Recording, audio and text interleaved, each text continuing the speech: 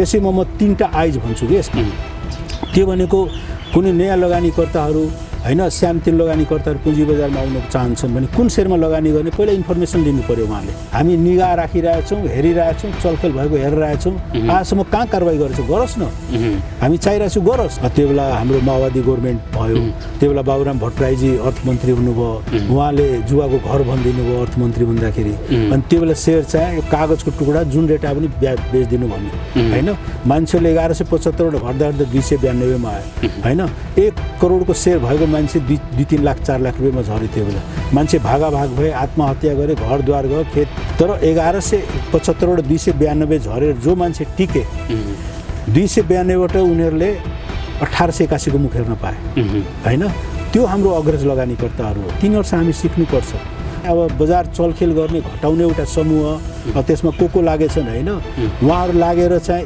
123 अंक सर्किट लगाएर 6 पोइन्टको सर्किट लगाएर 6% को सर्किट लगाएर बजार घटाइ छाडे राष्ट्र बैंक चुप्लाएर बसिरहेछ सेबुङले चाहिँ त्यसमा भीष्मराज सरको कहीं 2-4 ठाउँमा यस्तो आयो कि कमर्सियल बैंकलाई ब्रोकरको लाइसेन्स विवादित छ भनेर भन्नुभएछ उहाँ हैन आरडब्ल्यूएस 42 वटा ठाउँमा उनीहरूले रिमोट वर्किङ स्टेसन दिन्छौँ त्यहाँ हामीले साइन गरेर आयो हामीले चाहिँ ब्रोकरको कार्यक्षेत्र बढाउ उनीहरूले सुविधा दियो हामीले केही पनि विरोध गर्दैनौँ किन पुँजी बजारको विकास विस्तार मध्ये त्यो पनि एउटा पार्ट हो 50 लाख जुन विदेशमा बसिरहेछन् उनीहरूले पनि अवसर दिनु भने के अपराध हो र यो किन यसमा धितोपत्र बोर्ड सिरियस हुँदैन मेरो बुवाले के भन्नुहुन्थ्यो कोइला सोना बहत जाता कोइला में छापा भन्थे के बुवा भोजपुरीमा त्यसको अर्थ के थियो भने सुन बगिरहेछ हामी कोइलामा समाटेर छापा हालेर बसिरहेछौँ हैन सुन बगिरहेछ धितोपत्र बोर्डको अगाडि जो साथीले शेयर लगानीकर्ता साथीले 123 अंक घटाएर बेचे थिए भने त 72 अंक बढाएर किने नि त उल्टा उता घाटा पर्यो यता बढाएर किन्नु पर्यो म बोलेको मेरो लाइफको दोस्रो इनिङ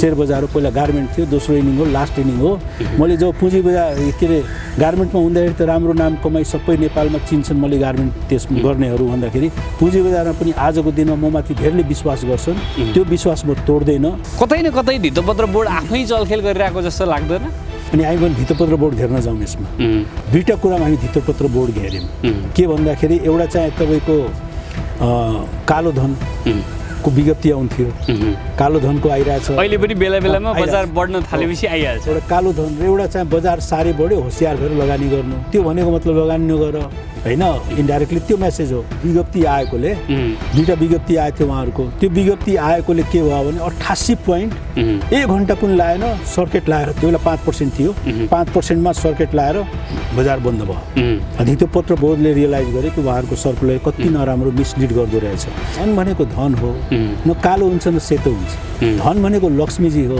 हैन त्यसले कालो सेतो बनाउनु भनेको हामीले चाहिँ अलिकति अवज्ञा गर्ने अलिकति नराम्रो गर्ने हो घट्दाखेरि कहिले पनि विज्ञप्ति निकाल्दैन तपाईको 1175 वटा 292 भयो विज्ञप्ति निकालेन 292 वटा बढेर 1881 पुग्यो विज्ञप्ति निकाल्यो 1881 पुगेपछि 1800 वटा 1100 आयो विज्ञप्ति निकालेन पत्र बोर्डले विज्ञप्ति निकाल्नु भन्दा अगाडि निरज गिरी सरले मलाई फोन गर्नुभएको थियो एक दिन अगाडि हैन 2 दिन अगाडि फोन गर्नुभयो हामीले यस्तो विज्ञप्ति निकाल्न लागेको छ उहाँले त पहिला कुरा थाहा छ हैन भीष्मराज सर त पो थाहा छैन उहाँ त नयाँ हुनुहुन्छ उहाँले थाहा छ त्यो विज्ञप्तिको कुरा निकाल्नु हुँदैन भनेर मैले भन्नुभयो अनि मैले सर गल्ती काम नगर्नु होला त हैन या त उहाँहरूले पुँजी बजार बुझे छैनन् अन्तर्राष्ट्रिय लेभल केही पनि हेरे छैनन् हैन संकीर्ण विचारमा म भन्ने को ह्यारेस वर्ड युज गरेर संकीर्ण विचारमा ग्रसित भएर बसिरहेछन् उहाँहरू हैन एउटा चुनौती जस्तो पनि दिन चाहन्छु म साच्चै भन्ने हो भने हैन संसारमा हेर्नुस् कुनै पनि कन्ट्रीको अर्थतन्त्रको विकास भन्ने हो भने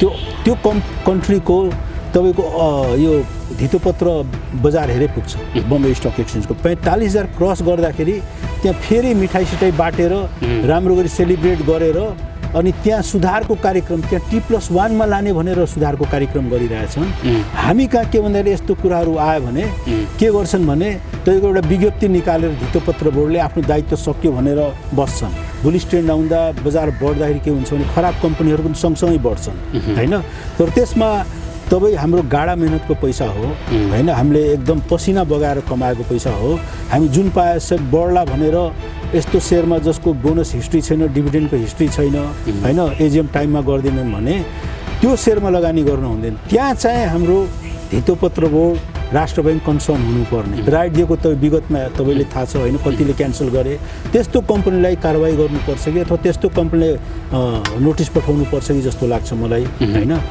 होइन त्यस कारणले यो पुँजी बजार भनेको घट्यो भने आत्तिनु हुँदैन बढ्यो भने मात्तिनु हुँदैन पुँजी बजार बारम्बार म भन्छु बजार घट्छ बढ्नको लागि बजार बढ्छ घट्नको लागि बढ्नु घट्नु भनेकै एउटा ब्युटी र ब्लेसिङ हो बजार खुबिलिटी पनि भन्छु कि हामीले जोग गरेर बजारको खुबिलिटी यही हो र यसैमा लगानी गर्ने बजार सधैँ एकनासको चलिँदा मरेको मान्छेको इसिजी गरेको जस्तो भइहाल्यो नि बिजनेस टेलिभिजन र अर्थसरोकार.com मार्फत हामीलाई हेरिरहनुभएका दर्शक र देशका विभिन्न रेडियो स्टेसनहरू मार्फत हामीलाई सुनिरहनुभएका आदरणीय श्रोता मार्केट टकको यो नयाँ श्रृङ्खलामा तपाईँलाई स्वागत छ म सुरज प्याकुरेल दर्शकहरू आजको अङ्कमा हामीले नेपाल इन्भेस्टर फोरमका अध्यक्ष छोटेलाल रौडियालाई प्रस्तुत गर्दैछौँ र उहाँसँग अहिलेको नेपाली पुँजी बजारको समग्र आयामबारे र विशेष गरी ब्याङ्कलाई ब्रोकर लाइसेन्स दिने प्रक्रिया कहाँ पुग्यो यो किन अड्किरहेको छ ब्रोकर कमिसन किन यति धेरै भयो र इन्भेस्टर्स फोरमले यसका प्रति के गरिरहेको छ भन्ने लगायतका विविध विषयमा चर्चा परिचर्चा गर्छौँ आउनुहोस् उहाँलाई कार्यक्रममा स्वागत गरौँ स्वागत छ कार्यक्रममा धन्यवाद छ सुरेश सर ब्याङ्कहरूलाई ब्रोकर लाइसेन्स दिनुपर्छ भनेर योभन्दा धेरै अगाडिदेखि तपाईँहरू निरन्तर रूपमा माग राखिरहनु भएको छ तर अहिलेसम्म त्यसको छाँटकाँट पनि देखिया छैन कहाँनिर समस्या भएको वा यसमा पनि ब्रोकरहरूले कतै न कतै प्रभाव पारेका भन्ने खालका चर्चा परिचर्चाहरू पनि चलेका छन् पुँजी बजारको विकास विस्तार समग्र रूपमा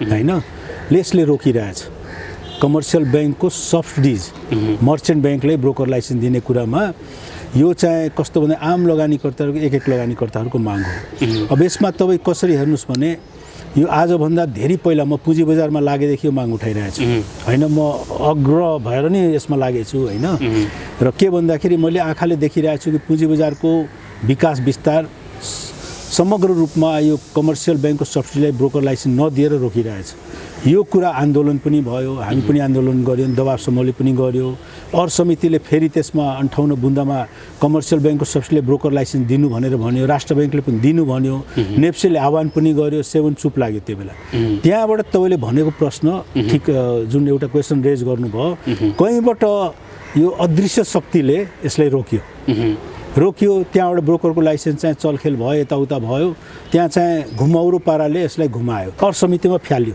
होइन अर समिति रामकुमार झाँक्रीजीको नेतृत्वमा उहाँले संयोजकत्वमा एउटा कमिटी बनाइयो र त्यो कमिटी चाहिँ तपाईँको गयो इन्डिया श्रीलङ्का र बङ्गलादेश तीनटा कन्ट्री गएर सर्वेक्षण गर्दाखेरि हामीले थाहा पाएअनुसार तीनटै कन्ट्रीमा के हो भने कमर्सियल ब्याङ्कको सब्सिडीले ब्रोकर लाइसेन्स मागिरहेको छ भने आँखा चिम्लेर दिनु कारण के त्यो एउटा संस्थागत लगानी हो ब्रोकर भनेको त एउटा इन्डिभिजुअल हो 2-4 करोडको कम्पनी हो ब्रोकरहरू भनेको इन्डिभिजुअल हो होइन के परिहाल्यो भने उनी त हात खडा गरिदिन्छन् तर एउटा इन्स्टिट्युसन कमर्सियल ब्याङ्क भनेको एउटा लाइसेन्स लिएर ठुलो लगानी अर्बौँको लगानी गरेर दायित्व बोकेको त्यो हो उनीहरूले बदमासी गर्दैन र उनीहरू तपाईँको कुनै पनि सुधारको कार्यक्रम भने हात मिलाएर हिँड्छन् होइन र उनीहरूलाई तपाईँको के भन्छ यो कुनै एउटा प्रविधिमा टेक्नोलोजीमा खर्च गर्न पर्यो भने पनि उनीहरूले आपद विपद 2-4 करोड रुपियाँ खर्च गर्ने केही पनि ठुलो कुरा होइन होइन त्यसरी दिनुपर्छ भन्ने सिफारिस भएर आयो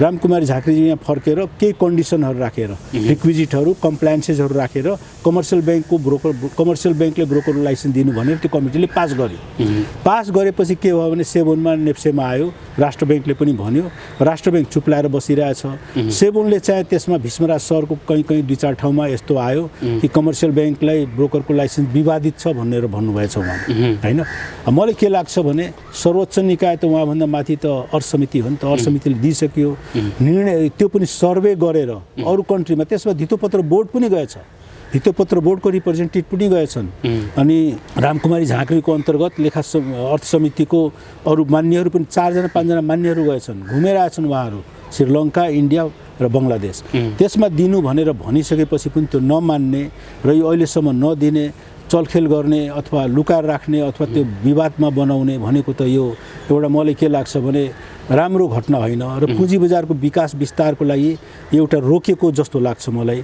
यसैमा तपाईँले भन्छु कमर्सियल ब्याङ्कको सब्सिडी मर्चेन्ट ब्याङ्कलाई ब्रोकरको लाइसेन्स दिएर हामी यो चाहेको होइन कि 28वटा मर्चेन्ट ब्याङ्क काठमाडौँमा बसोस् र उनीहरू लाइसेन्स लिएर यहाँ काम गरोस्, त्यो चाहेको होइन हामीले चाहेको सी आसपा जस्तै उनीहरूले कमर्सियल ब्याङ्कलाई 77 जिल्ला 7 प्रदेशमा जति शाखा छन् ब्याङ्कको मोटामोटी अहिले हामीले थाहा पाएअनुसार मोटामोटी 4000 शाखा छन्। 4000 शाखाबाट होइन दुर्गम अति दुर्गम जहाँ जहाँ छ सबै ठाउँबाट यो सेयरको कारोबार गर्न थाल्यो भने 7 जिल्लामा 77 जिल्लामा 7 प्रदेशमा यसको प्रचार हुन्छ र रेमिटेन्स तपाईँको 77 जिल्लामा आइरहेछ होइन। र विदेशमा बस्ने जुन साथीहरू छन् उनीहरूको त्यहाँ अकाउन्ट छन्, त्यहाँबाट पनि उनीहरू काम गर्न सक्छन् होइन। त्यस कारणले यसको द्रुतगतिले विकास विस्तार हुन्छ, सबैले समान अवसर पाउँछन्। अहिले त काठमाडौँ र यो 40-42वटा सहरभित्र मात्र केन्द्रित भएर भएछन्। ब्रोकरले एउटा तपाईँको RWS रिमोट वर्किङ स्टेसनको लाइसेन्स लियो उनीहरूले, त्यसो मैले पनि साइन गरेर दिनुपर्छ भनेर नेप्सेमा होइन एउटा मिटिङमा। हामीले त पुँजीको बजारको विकास विस्तार होस् भने उहाँहरूको पनि कार्यक्षेत्र बढाऊ, ब्रोकरको हामी अगेन्स्टमा होइन, ब्रोकरलाई पनि मार्जिन लेन्डिङ हामीले पनि साइन गरेर आयो होइन। RWS 42वटा ठाउँमा उनीहरूले रिमोट वर्किङ स्टेसन दिन्छौँ भने त्यहाँ हामीले साइन गरेर आयो। हामीले चाहिँ ब्रोकरको कार्यक्षेत्र बढाऊ, उनीहरूले सुविधा दियो, हामीले केही पनि विरोध गर्दैनौँ किन पुँजी बजारको विकास विस्तारमध्ये त्यो पनि एउटा पार्ट हो। तर समग्र रूपमा कमर्सियल ब्याङ्कको सब्सिडीले ब्रोकर लाइसेन्स दिएर 77 जिल्ला 7 प्रदेश र 3 करोड नेपालीहरूलाई र अझ हाम्रो 50 लाख जुन विदेशमा बसिरहेछन् उनीहरूले पनि अवसर दिनु भने के अपराध हो र यो? किन यसमा धितोपत्र बोर्ड सिरियस हुँदैन? किन राजस्व यत्रो आउनुपर्ने? म एउटा मेरो बुवाले के भन्नुहुन्थ्यो भने कोइला सोना बहत जाता कोइला में छापा भन्थ्यो कि बुवा भोजपुरीमा।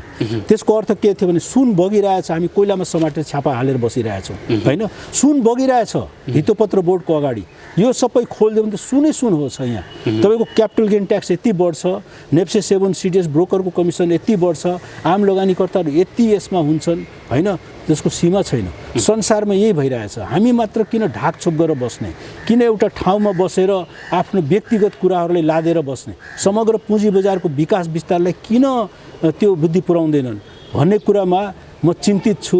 रात दिन यसमा लागिरहेछु होइन। म तपाईँले बारम्बार भन्छु सेयर किनबेच गरेर कमाउनु घाटा खानु मेरो अधिकार हो, तर पुँजी बजारमा लागेर चलखेल गरेर मैले ब्रोकर लाइसेन्स लिएछु अथवा मैले कुनै फाइदा लिएछु, मैले कहीँ गएर तपाईँको क्लास लिन्छु, केही बोल्छु, उनीहरूले धितो भत्ताहरू दिन्छन् खाममा राखेर, त्यही म स्टाफले बाँडिदिन्छु अथवा लिएर आएर गरिबहरूलाई दिइदिन्छु होइन, अथवा त्यही क्यान्टिनको केटीलाई दिइदिन्छु, टोकन अफ लभ दिन्छन् म लिएर आउँछु।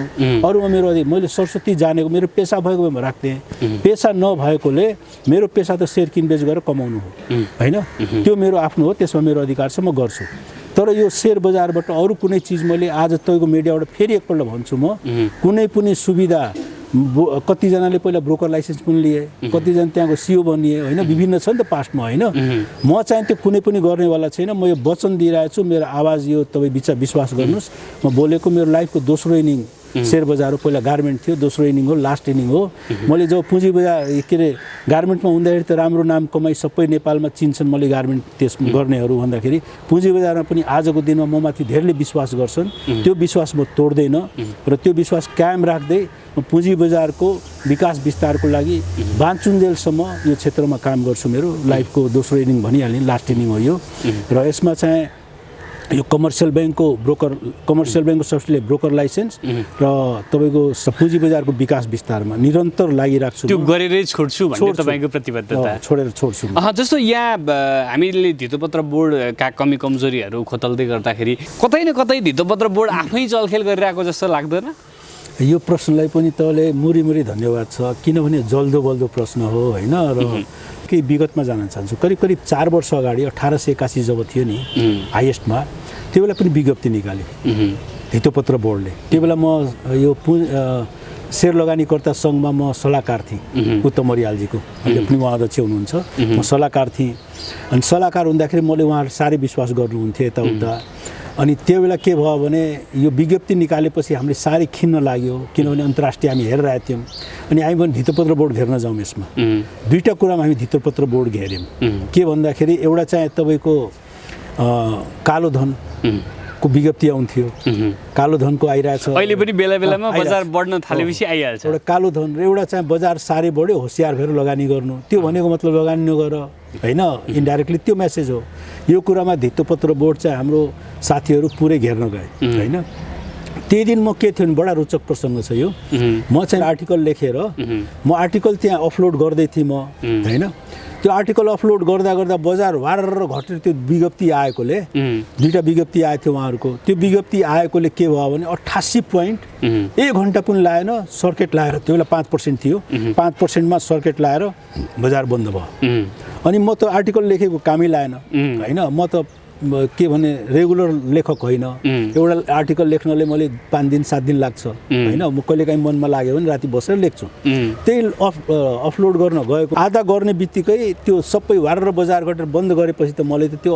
आर्टिकल काम लागेन त्यही आर्टिकललाई चेन्ज गर्दा गर्दा त्यहाँ चाहिँ तपाईँको 4, 4:30, 5 बज्यो त्यो आर्टिकल चेन्ज गरेको त्यही बेला के भने धितोपत्र बोर्ड घेरेर सबै भएपछि अनि त्यसपछि त्यो बेला डाक्टर रेवत बहादुर कार्कीजी हुनुहुन्थ्यो उहाँ अलि नर्भस हुनुभयो उहाँले पनि अलिकति बजार त्यसरी घट्ला भन्ने थाहा थिएन बजारमा त हल्ला हाकारै भयो अनि उहाँ चाहिँ दुईटा विज्ञप्ति निकाल्नु भयो एउटा चाहिँ आजदेखि हामी कहिले पनि बजार घट्ने बढ्ने विषयमा हामी विज्ञप्ति निकाल्दैनौँ र एउटा कालो धनको विषयमा पनि विज्ञप्ति निकाल्दैनौँ मैले मेरो आर्टिकलमा त्यो दुईटै उहाँले विज्ञप्ति निकालेको एट्याच गरेर विधि निकालेको भोलिपल्ट तपाईँको बजार 81 पोइन्ट सर्किटै ल्याएर बढ्यो 81 पोइन्ट बढ्यो बजार हो बजारमा खुसियाली छायो धितोपत्र बोर्डले रियलाइज गर्यो कि उहाँहरूको सर्कुलर कति नराम्रो मिसलिड गर्दो रहेछ त्यही बेला मैले मेरो आर्टिकलमा के भन्दै धन भनेको धन हो न कालो हुन्छ न सेतो हुन्छ धन भनेको लक्ष्मीजी हो हैन यसले कालो सेतो बनाउनु भनेको हामीले चाहिँ अलिकति अवज्ञा गर्ने अलिकति नराम्रो गर्ने हो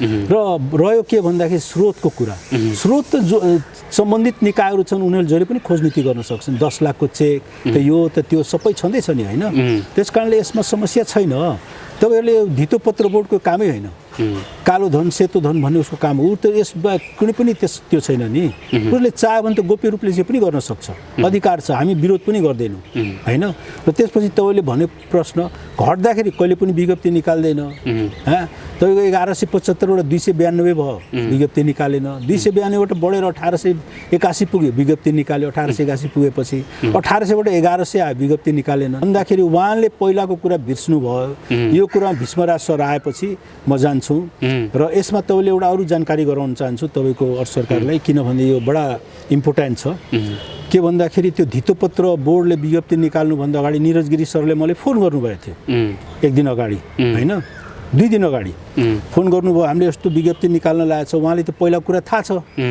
हैन भीष्मराज सर त पो थाहा छैन उहाँ त नयाँ हुनुहुन्छ उहाँले थाहा छ त्यो विज्ञप्तिको कुरा निकाल्नु हुँदैन भनेर मलाई भन्नुभयो अनि मैले सर गल्ती काम नगर्नु होला तपाईँ हैन बरु तपाईले गर्ने काम हामीले त्यही पोजिटिभ तरिकाले हामी गरिदिन्छौँ किनभने एउटा चाहिँ बजार बढेर न्यू हाइट लिएकोले हामी कङ्ग्रेचुलेसन पनि गर्नु पर्यो त्यो कङ्ग्रेचुलेसन हामी सबैलाई हैन धितोपत्र बोर्ड नेप्से सिडिएस राष्ट्र ब्याङ्क हाम्रो मिडिया अनलाइन पत्रकार साथीहरू सबैलाई हैन टिभीहरू सबैलाई गर्नुपर्छ र लगानीकर्ताहरूलाई पनि जो जस सम्बन्धित छन् यसमा पुँजी बजारमा सबैले हामीले एउटा कङ्ग्रेचुलेसन गर्नुपर्छ राम्रो छानी पुँजी बजारमा फन्डामेन्टली स्ट्रङ कम्पनीहरूमा लगानी गर्नुस् भनेर हामी 3वटा पोइन्ट राखेर विज्ञप्ति निकाल्यौँ सबैले एप्रिसिएट गर्यो त्यो विज्ञप्ति हैन यही बसेर हामी साथीहरू यही बसेर हामी विज्ञप्ति त्यो लेखेको थियौँ हैन त्यो विज्ञप्ति सबैले एप्रिसिएट गरे बजारमा त्यसको असर पारेन अनि त्यो कुरा गर्नको लागि म भीष्मराज ढुङ्गाना सरसँग अमेरिकामा पनि फोन गरेँ उहाँलाई मैले भने यस्तो छ सर भन्दाखेरि उहाँ पनि एप्रिसिएट गर्नुभयो र ठिक छ तपाईँहरू निकालिदिनुहोस्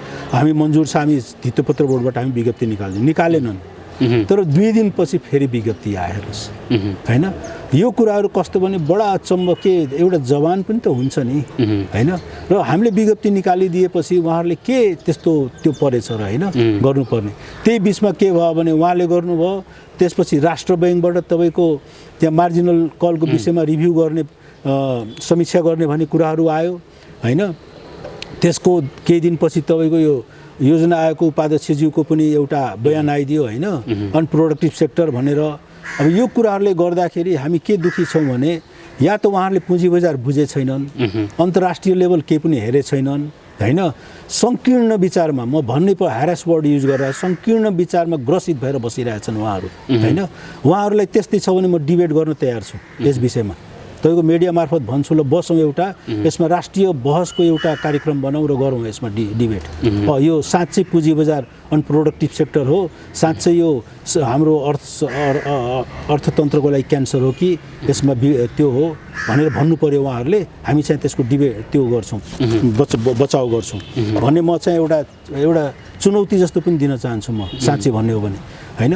संसारमा हेर्नुहोस् कुनै पनि कन्ट्रीको अर्थतन्त्रको विकास भन्ने हो भने त्यो कन्ट्रीको तपाईँको यो धितोपत्र बजार हेरे पुग्छ होइन। अर्थतन्त्रको ऐना भन्छ, स्पाइनल कर्ड भन्छ, मिरर भन्छ होइन। सबै इन्डिया हेर्नुहोस्, चाइना हेर्नुहोस्, बम्बे स्टक एक्सचेन्जको 45,000 क्रस गर्दाखेरि त्यहाँ फेरि मिठाई सिठाई बाटेर राम्रो गरी सेलिब्रेट गरेर अनि त्यहाँ सुधारको कार्यक्रम त्यहाँ T+1 मा लाने भनेर सुधारको कार्यक्रम गरिरहेछन्। हामी कहाँ के भन्दाखेरि यस्तो कुराहरू आयो भने के गर्छन् भने तपाईँको एउटा विज्ञप्ति निकालेर धितोपत्र बोर्डले आफ्नो दायित्व सक्यो भनेर बस्छन्। अब यहाँ म के भन्छु भने यो दायित्व तपाईँको सकेको होइन, उहाँहरूको दायित्व बजार बढ्यो भने त उहाँको दायित्व झन् बढ्यो। उहाँले चाहिँ यो बजारलाई कायम राख्ने, अगाडि बढाउने, अझ यसले कसरी यसको विकास विस्तार गर्नेतिर लाग्नुपर्ने ठाउँमा विज्ञप्ति निकालेर एउटा हामी निगाह राखिरहेछौँ, हेरिरहेछौँ, चलखेल भएको हेरिरहेछौँ। आजसम्म कहाँ कारवाही गरेछ, गरोस् न। हामी चाहिरहेछौँ गरोस्, कुनै नराम्रो काम गरेछ कसैले पनि कारवाही गरोस् होइन। तर के भन्दाखेरि त्यो धम्कीको भरमा अरू राम्रो कम्पनीहरूलाई बजार घटाउने, नराम्रो गर्ने यो कुराहरू गर्नु भएन। सानो सेयर भएको मात्र किनबेच गर्छन्, त्यसमा अलिकति प्ले गर्न पाइन्छ, चलखेल गर्न पाइन्छ भन्ने एउटा मनस्थिति छ। कम सेयर भयो भने त्यो हिसाबले यो कम सेयरको कारोबार बढी हुन्छ होइन। ब्याङ्किङ सेयरको सप्लाई आइदिन्छ होइन, त्यस कारणले यो ब्याङ्किङ सेक्टरहरू अलिकति नचलेको देखिन्छ। तर मैले बुझेअनुसार BFI सेफेस्ट हो होइन। 70% 80% जुन मार्केट छ त्यसमा माइक्रो फाइनेन्स यो डेभलपमेन्ट ब्याङ्क सबै मिलाइदियो भने यो तपाईँको एकदम के छ भने एउटा रिजनेबल छ, अहिले पनि लगानी गर्ने योग्य। अहिले पनि P रेसियो 15 भन्दा कम छ धेरै ब्याङ्कहरूको। हामीले स्टडी हेर्दाखेरि लगानी गर्नलाई एकदम उपयुक्त छ, सेफेस्ट हो अहिले पनि। र फेरि यसैमा तपाईँले म के भन्छु भने लगानीकर्ताहरूले पनि यो एउटा कुरा थाहा पाउनुपर्छ र यो नयाँ तरिकाले भनिरहेछु। अहिले पाकेको बालिनाले पाकेको रोटी खानुपर्छ। त्यस कारण लगानी गर्न उपयुक्त समय देखिरहेछौँ हामी, एकदम राम्रो हो। तर छानी राम्रो कम्पनीहरूमा फन्डामेन्टली नउचाले बजारमा अब बुलिस ट्रेन्ड आउँदा बजार बढ्दाखेरि के हुन्छ भने खराब कम्पनीहरू पनि सँगसँगै बढ्छन् होइन। तर त्यसमा तपाईँ हाम्रो गाढा मेहनतको पैसा हो होइन, हामीले एकदम पसिना बगाएर कमाएको पैसा हो। हामी जुन पाए बढ्ला भनेर यस्तो सेयरमा जसको बोनस हिस्ट्री छैन, डिभिडेन्डको हिस्ट्री छैन होइन, AGM टाइममा गर्दैनन् भने त्यो सेयरमा लगानी गर्न हुँदैन। त्यहाँ चाहिँ हाम्रो धितोपत्र बोर्ड, राष्ट्र ब्याङ्क कन्सर्न हुनुपर्ने। आम लगानीकर्ताहरूको पैसा फस्यो भने त हामी पनि चाहँदैनौँ, हामीलाई पनि दुःख लाग्छ। यो केरकार हुनैपर्छ। तर मेरो भनाइ के त्यस्तो खराब कम्पनीहरू जसले AGM गर्दैनन्, टाइममा बोनस डिभिडेन्ड दिँदैनन्, बोनस डिभिडेन्ड दिएको घोषणा गरेको पनि क्यान्सल गरिदिन्छन्, राइट दिएको त विगतमा तपाईँले थाहा छ होइन कतिले क्यान्सल गरे। त्यस्तो कम्पनीलाई कारवाही गर्नुपर्छ कि अथवा त्यस्तो कम्पनीलाई नोटिस पठाउनुपर्छ कि जस्तो लाग्छ मलाई होइन। र यही बिचमा के छ भन्दाखेरि लगानीकर्ताहरू जुन एउटा 4 वर्ष 4 महिनाको एउटा नकारात्मक माइन्डसेटमा बसेको, बजार घट्दा कतिले तपाईँले भनिहाल्यो नि 1175 को जब पुँजी बजार थियो होइन, त्यो बेला हाम्रो माओवादी गभर्मेन्ट भयो, त्यो बेला बाबुराम भट्टराईजी अर्थमन्त्री हुनुभयो, उहाँले जुवाको घर भनिदिनु भयो अर्थमन्त्री हुँदाखेरि। अनि त्यो बेला सेयर चाहिँ यो कागजको टुक्रा जुन रेटा पनि बेचिदिनु भन्यो होइन। मान्छेले 1175बाट घट्दा 292 मा आयो होइन। 1 करोडको सेयर भएको मान्छे 2-3 लाख 4 लाख रुपियाँमा झऱ्यो त्यो बेला। मान्छे भागाभाग भए, आत्महत्या गरे, घरद्वार गयो, खेत सबै बेचे होइन, गुमनाम जिन्दगी बिताए। तिनीहरूको कुरा नगरौँ अब। तर 1175बाट 292 झरेर जो मान्छे टिके 292बाट उनीहरूले 1881 को मुख हेर्न पाए होइन। त्यो हाम्रो अग्रज लगानीकर्ताहरू हो, तिनीहरूसँग हामी सिक्नुपर्छ। उनीहरूले त मनज्ञ कमाए नि त 1881 पुग्दाखेरि होइन। 1881 मा मजाले कमाए, आफ्नो सेयर किने बेचे यताउता, त्यसबाट फेरि 1100 मा आयो। 1100 मा कतिजना मान्छे फेरि गुमनाम भयो, 1-2 जना त सीता पाइलामा आत्महत्या गाडीमा तपाईँले पनि थाहा छ, मिडिया पनि आइसकेको हो होइन, गरे होइन। त्यसपछि 1100बाट बढेर फेरि तपाईँको 1964 2000 गएर फर्केर 1964 मा छ।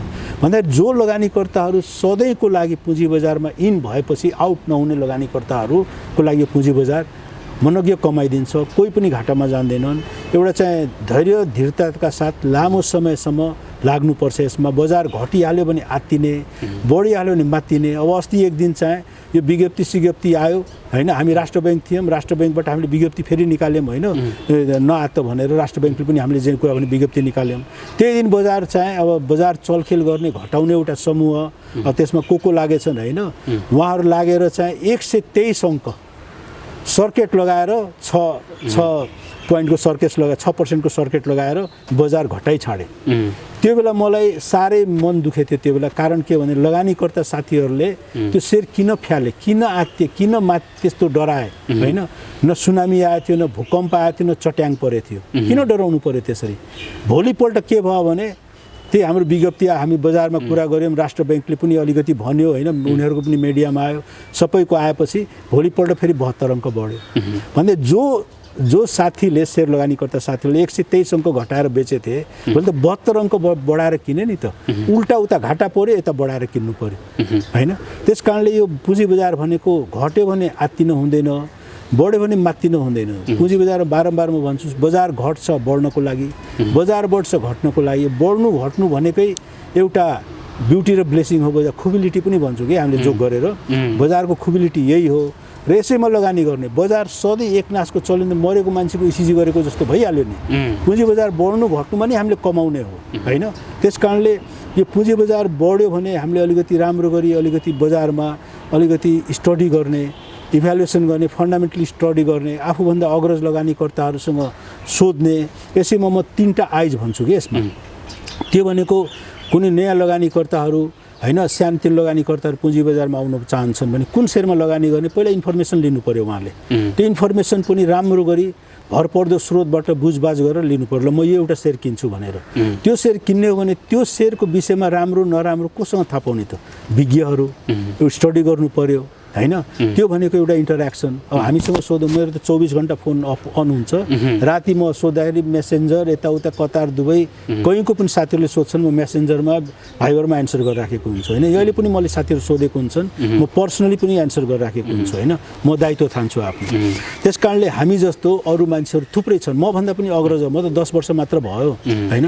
त्यस्तो मभन्दा अग्रजहरू, अलिक सिनियर मान्छेहरू, अलिकति रिलायबल मान्छेहरूसँग सोध्ने, 3-4 जनासँग इन्टरेक्सन गर्ने, पहिला इन्फर्मेसन लिने, इन्टरेक्सन गर्ने।